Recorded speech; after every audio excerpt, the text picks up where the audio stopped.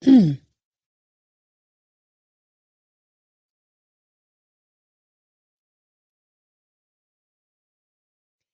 I'm Allison Hare. If you're new to this podcast, welcome. I am a former high-performing corporate sales executive turned lifestyle entrepreneur, all intentionally by accident. In other words, I left my job last year on purpose, but I didn't have a plan. I'm figuring it out as I go, and boy, has it brought some adventures towards clarity. And I guess you could say I've always been a late learner. And speaking of this show, Late Learner, this podcast promises to bring you new ideas for a new way of thinking. And when your brain lights up like that, it's bound to open new possibilities and new truths for you. So again, welcome. I'm so glad you're here.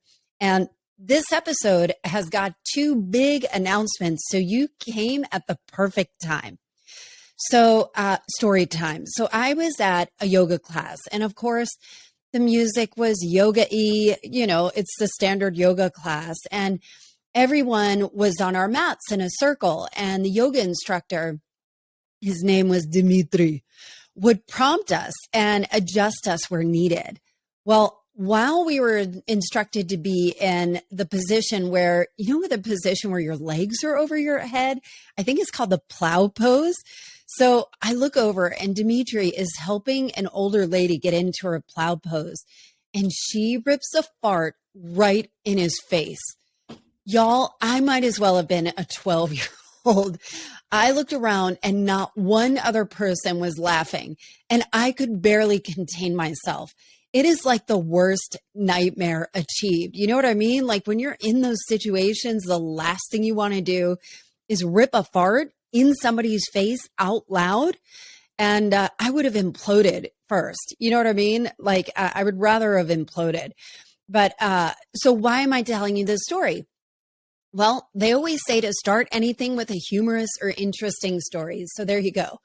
Okay, so it has been a while since I've done a solo cast. And today, like I said, I've got two huge new announcements.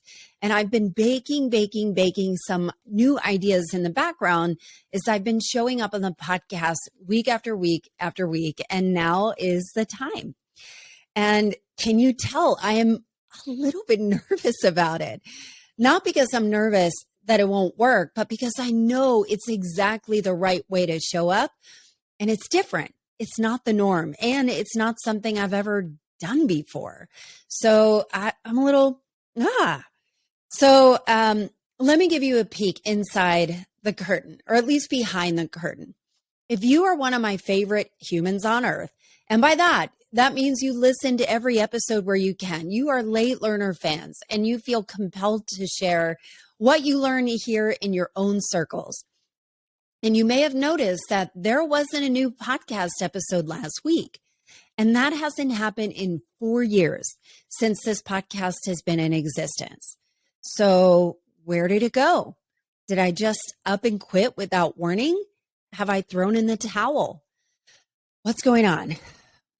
Now, listen, this podcast has definitely been on a journey.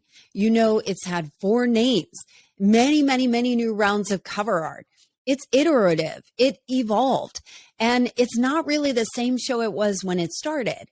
And I'd like to think that I've gotten better as an interviewer, as a storyteller, a content creator. I mean, just from the sheer practicing of producing year after year after year without missing a week. But the truth is, when I look at the analytics behind the podcast, there are times when I see some great growth. And there are times when it seems to be going backwards or just staying stagnant. And as a podcaster, you always want to be growing. And there are times when I am fully lit all the way up by the conversations being sparked on this show and in your lives. And in fact, every single episode I release is because it is so groundbreaking and just so spark-worthy. Is that a word? Like it just is like a burst of like new information where it's like, oh my God, yes, I can't wait to share this. And there are times where I am bearing my heart and sharing game-changing ideas and these ideas literally change the way you live for the better. or having some of the most pivotal, life-changing guests on. And it feels like maybe it's silent out there. And so sometimes I ask myself, am I talking to walls? Do you hear me? And, do you care enough to reach out and let me know or tag me in your posts? And sometimes it can be crickets. And not that this is a huge surprise. I listen to a ton of podcasts where I passively listen and I don't engage with the host to tell them how moving the content is. And I will share it and I'll do all of those things. So, it goes in ebbs and flows, and sometimes you'll hear a lot and sometimes it'll be a little more quiet. And so that is fairly normal in the podcast world, unless you've got a massive podcast where the audience is super engaged and it has millions of followers, And so, it's not that my expectations are that I need to hear from you anytime I turn on the mic. That's not it at all. Sometimes I really do. And I love it and I'm grateful when you reach out. And sometimes it's, I just don't hear. And so any podcaster will tell you that any show will have its ebbs and flows. And there are times where I look around and wonder, what the hell am I doing this for? It's a lot of work. Does it even matter? And every time this happens, 100% of the time, as if perfectly delegated by God himself, I will get sweet messages out of the blue talking about how much this podcast matters to them. Like this note from listener Erica Peters. She wrote me, I really have referenced your podcast about parenting so many times in the last few weeks. I owe you a contribution as you're obviously delivering a ton of value for me and my friends. I love that. Thank you, Erica. It means so much to me. But let me give you the inside scoop here. Podcasting is a weird business. The days of dumb money, as they call it, in podcasts, the Joe Rogan money, are kind of over. Podcast agency and networks have done massive layoffs recently, as reflected in a lot of tech companies out there, as you probably know. Big celebrity shows have been canceled or not renewed. And I actually think this is a great thing. It is a needed correction. There are over 4 million podcasts out there. But listen closely. I got to tell you this. There are over 4 million podcasts out there. But the truth is, only 400,000 are producing content shows regularly. Did you get that? Only 10% of podcasts out there are even producing any content on a regular basis. And out of that, there are a lot of junky podcasts. The majority don't have great sound, which to me is a total deal killer, even if you have great content. But most have pretty mediocre or just not the greatest content. It may not be very focused on a specific niche or be so often so general that the message gets diluted. And most, because of the dilution or because it is so broad, most don't have a loyal following. And it can be disheartening. And it's actually very easy to publish a podcast. You can do it 100% for free. There is a low barrier of entry. But another crazy stat is the majority, almost 90%, don't make it past episode 7 as a creator. And a whole 25% don't make it past episode 1. Not that this is to sound bleak or discourage you from having a podcast if that is an aspiration for you. But to me, this is, and I don't mean this to be so depressing, obviously. So stay with me. Again, I've got some announcements. This will all make sense. But to me, this is a great opportunity for the cream to rise to the top, to be laser focused on creating great content for a very defined audience. And for me, in this podcast, it takes me a bunch of time to produce it, to do the research, to book great guests. And sometimes the guest schedules don't line up with my publishing schedule, or if I'm in a series, so it may come out later than I would want, or scramble for other relevant content to publish every week. All the editing, any special clips, writing the show notes, figuring out the search engine optimization for the titles and shows. It will take me hours and hours every week just to get an episode out there. And it's a pretty simply produced show, not to mention the bane of my existence, promoting the show, finding the clips that will be great sound bites, and then editing video, which is something that definitely makes me want to jump out a window. Getting promotional assets together, figuring out where to publish it, hashtags, tagging the guests, sending the assets to the guest, and trying to make it easy for them to publish on their socials. And not to mention my weekly blog, which I send out an email on Thursdays with personal updates that always has an insightful invitation to help the reader implement something new and intentional in their lives. There's a lot of creative brain power that I invest in this podcast and my blog, my community engagement, and trying to offer opportunities for you to tell me what you think, what you like, how it changed you, what you want to hear. And it's a lot, as you can see or hear, or maybe even hear from when I kind of lay it all out. Sometimes I don't even think about the work that goes behind it because there's so much passion that the work is diminished, but I had to really take a good hard look at all of the things that I'm doing.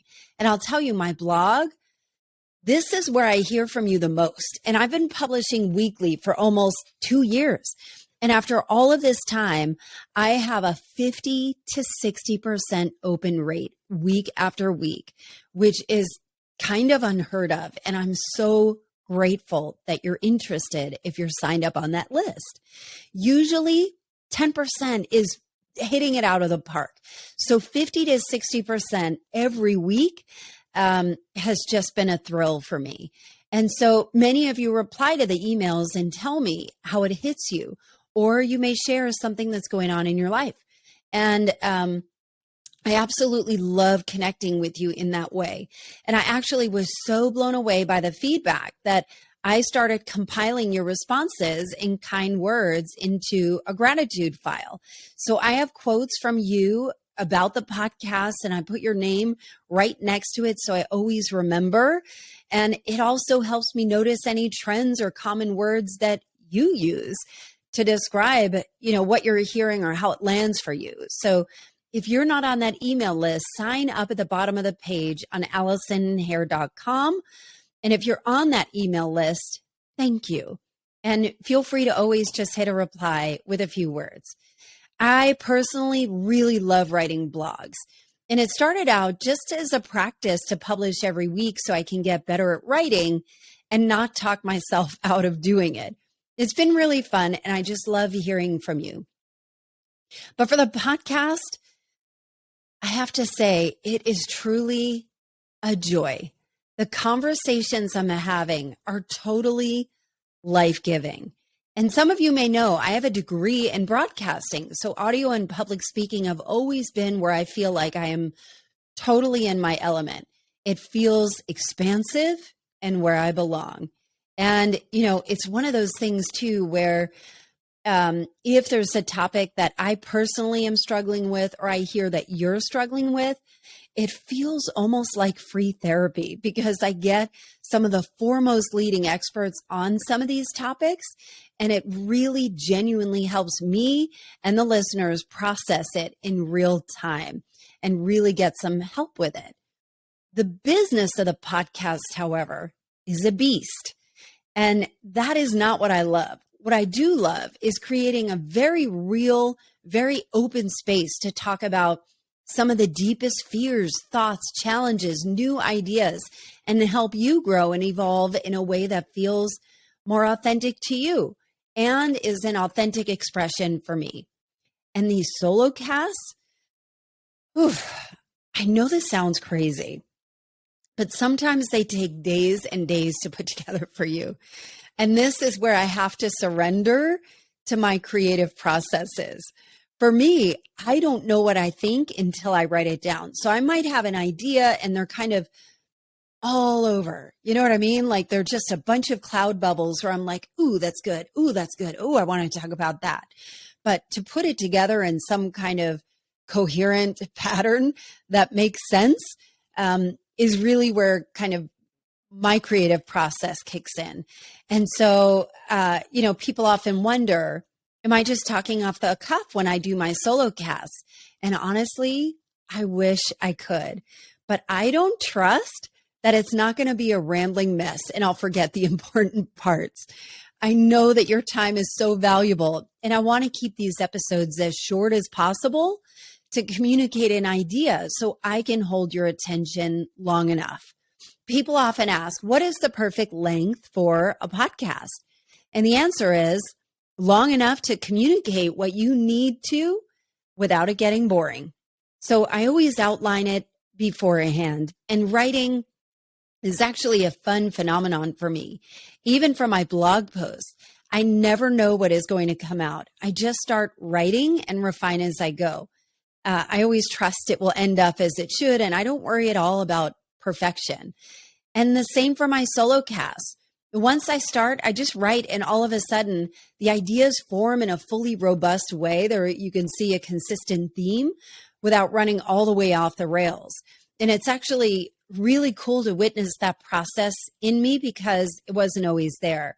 It's something I always had inklings of, like I think it was over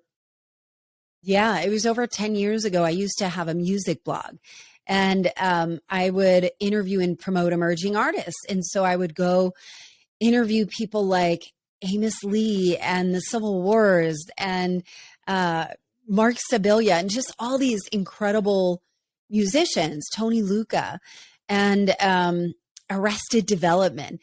And I would start writing, and the writing to me back then was like, it was painstaking. Like, I don't know if you're a writer or if you feel like you're not great at it.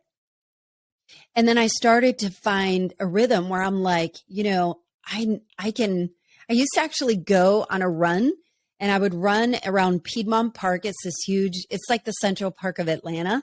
It literally is designed by the same designer, a park designer, landscape architect. And I would go run, and it would write in my head as I ran, which was so cool. Like, you just don't know until you figure out what would you enjoy doing, maybe something you haven't done before, and just try things. I think I really love what Seth Godin always says. He says, like it really is just a practice, and people assume that like they have writer's block, but there's no such thing as writer's block. You just are afraid it's not going to be good enough. But if you write enough, then enough good stuff will come out. So that's kind of the story on that. So I don't worry about running out of ideas at all. And more often the way it unfolds is I write out is something I wouldn't have predicted, but it works and becomes more of an authentic expression and representation. I just trust it. So anyway, if you have creative aspirations or live in this world of creative expression, I hope this is interesting to you, and I hope you try it. Let me know if you do. Trusting the process is very real and something I'm continuously thanking my spirit guides on. And I've actually been challenged often to just open the mic and talk. And maybe one day I'll get there, but I have made some decisions about this podcast.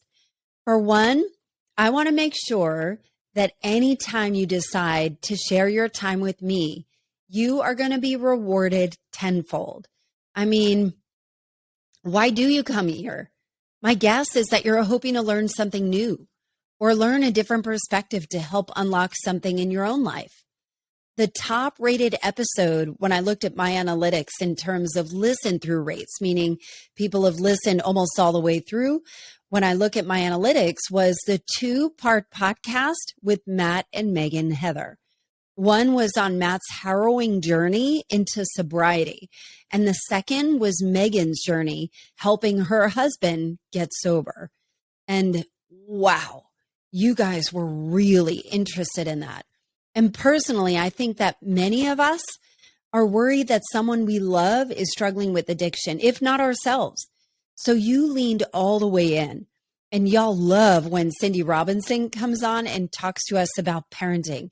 It's so counterintuitive, but when it's explained, it makes all the sense in the world. And it actually gives you hope where you might have felt at the end of your rope.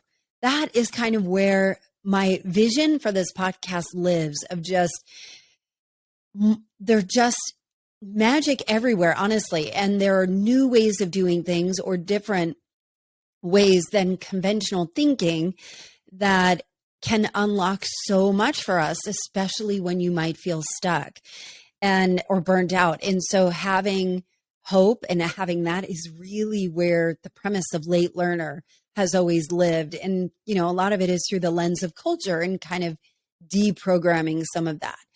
And so you're also interested when I share about my personal life too, especially leaving my job and going on this odyssey and stretching any ounce of courage I might be able to muster in a new way. And so I appreciate your support. I can't tell you how many people have leaned all the way in, and I got flooded with messages from men and women saying, oh my God, I wish I could leave my job. I just can't.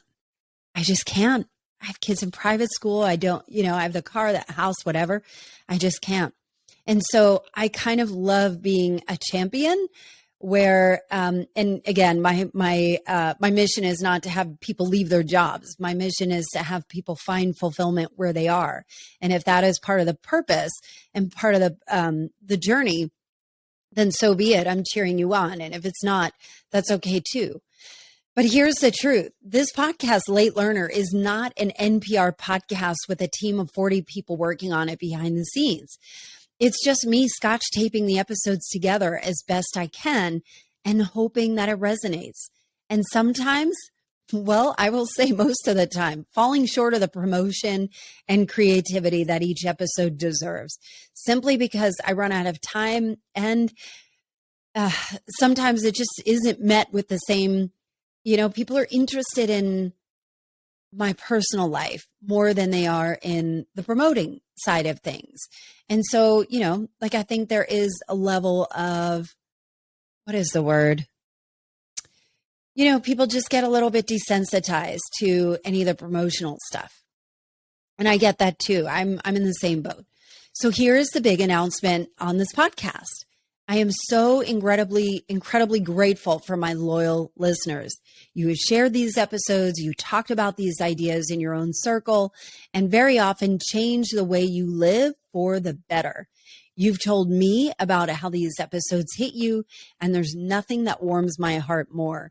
I joke that it's like porn to my ears when I hear you talking about the ideas of my podcast in your own communities. And sometimes people will come up to me and they're like, oh my God, I'm so used to hearing your voice in my car, but you're like right here, you know, or they'll say, oh my God, that episode about setting boundaries, that really changed me. Or that episode about mental rest. I told all my friends about it. And to me, I'm like, I might as well have birds and stars in my eyes. So I am looking to grow this show even bigger and have more impact and reach, because I believe that these ideas are groundbreaking, change-making, and lane-changing. That's how powerful they are. So how do I do that? I want the episodes to be so well produced and thoughtfully executed that you aren't sharing it because I asked you to share it and leave a written review. You're sharing it because you feel compelled to do it. It's so good. You're so moved. It's not a favor to me, but an urgency for you to share these ideas, kind of like a TED Talk. Like you see a title or start listening and think, oh my goodness, I just talked to Denise and Lisa about this.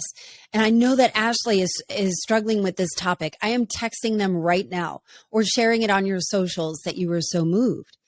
So I am going to be publishing bi-weekly to give me more time. I know some of these topics are heavy, and I'm adding some fun elements that will add some levity and offer opportunities for you to interact. I've also made some big changes. I got rid of the Patreon account, and I'm even pausing all the ads for right now. I'm making the episodes as tight as possible, around 30 minutes, to make sure that it's still consumable for you to listen to a full episode on your way to drop your kids off at school or drive to work. That is how laser focused I am on making the show even better. As you can see, I am literally cutting off streams of income to put more intentional energy into making late learners stand out like a damn shining star. Because you know what? That is what you are. And that brings me to my second huge announcement. So I've been thinking about you and what stands out about this show and what is it that you need the most. Here's what I know. When I listen to some of the most popular podcasts out there, namely Mel Robbins, Glennon Doyle's, We Can Do Hard Things, Jay Shetty, etc., they all have really compelling shows, well-produced, thought-provoking, conversation starters. And then I started to notice all the titles of the podcasts in my feed were how to fix, how to speak up, how to get rid of overwhelm.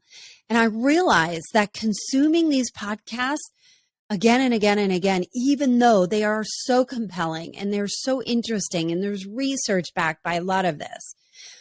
And even, so, everything was, predicated or consuming these podcasts were predicated on the belief that there is something wrong with me, something to be fixed, even stuff I wasn't even thinking about. And it got me thinking, wait a minute, I'm not broken. Why am I looking for more stuff to fix when I don't feel broken? I just feel like I'm evolving and moving into a new space. I have outgrown my container. And, if I'm not broken, neither are you. You are perfect just as you are. And in fact, the brilliant book, I highly recommend you get this book, Mirrors in the Earth, by Asia Suler, who was just on my podcast. So you can go back and listen to that episode as well, was the perfect companion. This book, I listened to it on audio to remind me that there is nothing wrong with me or any of us, that we fully belong in this world, among nature, among everybody else. And how do we fit in? And so you have made it. But when you're thinking about your own life, so I think about outgrowing your container. I think about this a lot. I call it fractures of light.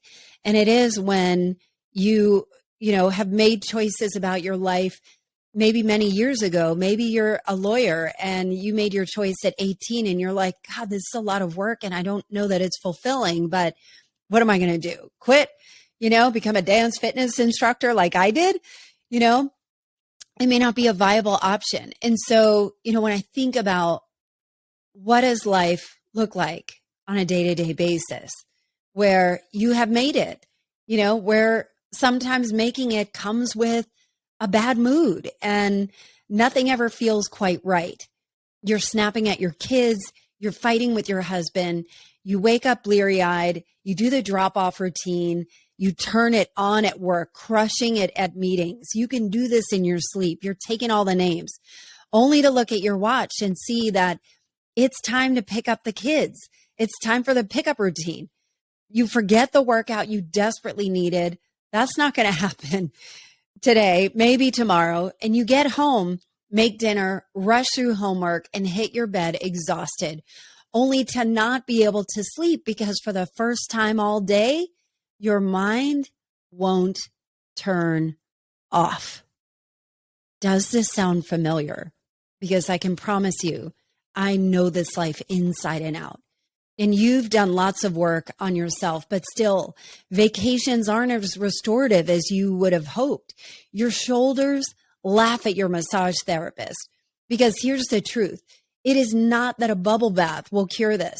Your energy is stuck in a routine that you have outgrown. And I've been there. I know this so deeply. I was so burned out, like the worst kind of burnout, the one that everyone around me could easily see, but I wasn't going to admit because once I admit it, I would have to do something about it. And so I just kind of stuffed it down, right? And so my husband would find me slumped over the keyboard. I'd be crying between meetings and I started having panic attacks, wake me in the middle of the night. And I'd never had them before. And I honestly had no idea how I could possibly escape. I was trapped. But here is the lie I told myself that I see so many people repeat. I can't quit my job because I am shackled to my financial commitments. And you do one of two things. You stay in your job. Maybe you've got a low grade boil or of misery, or you swing the pendulum so far the other way and assume that a different job will automatically fix your high stress, high stakes world that you live in. So, can I let you in on something? This may give you a little hope. We have been sold a bill of goods. Like I said, you are not broken. You have outgrown your container. And I think as the world is kind of waking up to some of these old broken systems, that are kind of exposing themselves in real time in our lives, and you realize, wait, there has to be another way. And listen, aren't you tired of living a lesser version of the life that you're capable of? What if I told you that you could have it all without the feeling of constant overwhelm and endless to-do list? There is a method to more margin so you can unlock more relief and have more balance, restore some of the relationships, and not to mention elevate your moods and feel more passionate, enthusiastic, bright, fully embodied, energetic, and joyful. Doesn't that sound good? And of course, you can figure all of this out on your own. But you and I both know the truth. You just won't take the time to prioritize you when you have so much on your plate all the time. I know this. I know you're a super achiever. So when does it stop? Your next planned trip with the kids where you're constantly on alert? So here is the exciting announcement. I have been working on a membership to help burnt out professional mamas reprioritize what lights you up. Now, I am in the middle of baking that. It is not yet available, but it is so freaking juicy and awesome. And as you may know, I've spent the last year after leaving my corporate job deconstructing all of the programming that no longer serves me and realizing this could be done in another way, one that is accessible to you without necessarily quitting your job like I did. And in fact, what I believe in my heart about you is that if you're not broken, nothing needs to be fixed. It's just maybe doing some things in a different order and having a support structure to help you get it done. I have created some proprietary frameworks to help you optimize your energy, maximize your relationships, and reclaim your time in a powerful way. And so I have created the Effective Collective. Isn't that clever? A 3-month mastermind that is available as a beta test. So it starts April 17, and I am only accepting 10 qualified applicants. You can apply at AllisonHare.com/collective, and you'll be able to connect with a cohort of powerful mamas. You can get direct access from me for one-on-one support. And honestly, this is one thing I wish I had in the throes of my burnout. Someone to listen without judgment, to help me dream again and have clarity, and even more so permission to take new steps. I also have guest gurus that I'll bring in the mastermind and a lot more surprises along the way. And the best part, I am offering a conditional money back guarantee. If you don't see the results in 90 days, you get your money back. That's how sure I am that it will help and make a big impact for you. Not only that, but it's beta pricing, so it will not be offered at this rate again. This is an introductory option to help me test out this framework, make a huge impact with you, and hopefully have some incredible testimonials.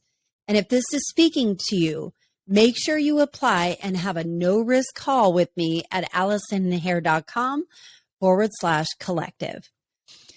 And so it's actually thundering out. Does that mean anything? So I've been so public about my journey here. And my friend Renee, who is one of the most delightfully different and wisest friends I know, She asked me a question randomly out of the blue. I don't know where it came from, but it totally hit me like a lightning bolt. All puns intended with the thunder outside. She asked, if you were 80 years old and you look back in your life, what do you hope it would look like? And it hit me like a ton of bricks. I remember I was sitting in the parking lot of a gym in Atlanta about to go in. I could see the sun starting to set and colors paint the sky in the most magnificent and expansive way. And my response to her question was immediate, and I could feel a smile spread across my face. My dream life is right now. I have freedom in my schedule. I get to follow the curious musings I didn't have time to do before and have a platform to share it and make an impact. I have so much love in my life. My family, I don't talk about it publicly a lot, but my home life is so happy. It is so teeming with joy.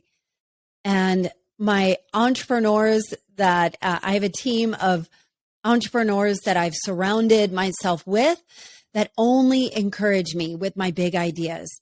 And they make suggestions to make them even bigger. So what am I striving so hard for? It reminded me to be present and grateful because I've lived a life of only striving. I don't know any different. And what if I have everything I dream of right now? And that's what I want to give to you. I know you want to feel energized, fearless, and free. You want to boldly live in your purpose and feel an aliveness you haven't felt in years.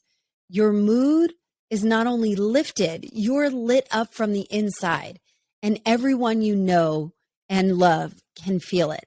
You've claimed your brand of confidence. That is the Effective Collective. So again, if this is speaking to you, make sure you apply and set up a call with me to see if it's a fit at AllisonHare.com/collective. Again, it's April 17th. So the time is ticking. Make sure you do this. In the meantime, thank you for supporting Late Learner Podcast and me as a creator. Over the next few weeks, you'll see some changes to the podcast, and I already have some incredible interviews recorded that will turn your neck all the way around. They are so compelling. And if you have any suggestions or comments or feedback, shoot me a DM or email me at allison@AllisonHare.com. As always, everything I have linked or talked about is linked in the show notes. Be good to yourself so you can be better for others. Thanks for listening, and I will see you next time.